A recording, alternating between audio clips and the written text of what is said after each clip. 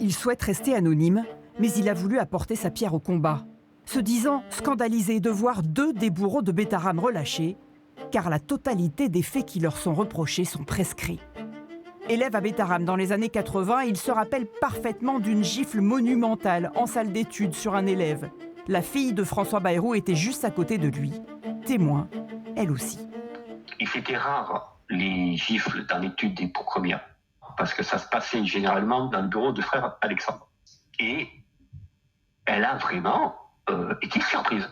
Et elle a marqué l'effroi, parce que c'était des vrais bouffes, c'était pas... Oui. Donc, la fille de François Bayrou a assisté à un épisode de violence physique. Voilà, factuellement, c'est oui. Pour ce témoin, la fille de François Bayrou en a forcément parlé à son père. Il a donc décidé de déposer plainte contre le Premier ministre pour non-dénonciation de crimes et délits.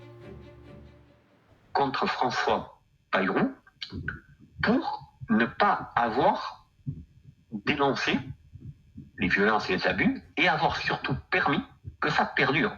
Si les autorités avaient fait leur job, il y a des faits qui n'auraient jamais dû se produire.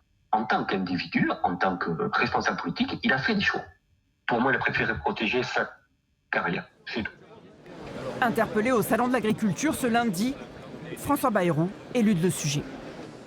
Franchement, vous vous rendez compte de ce que vous essayez de faire. Je ne participe pas au scandale. Cette plainte contre le Premier ministre sera-t-elle classée par le parquet ou y aura-t-il enquête et poursuite ? Une responsabilité avérée de François Bayrou pourrait permettre de contourner les délais de prescription et de faire condamner l'un des mis en cause. C'est en tout cas tout l'objectif de ce nouveau témoin.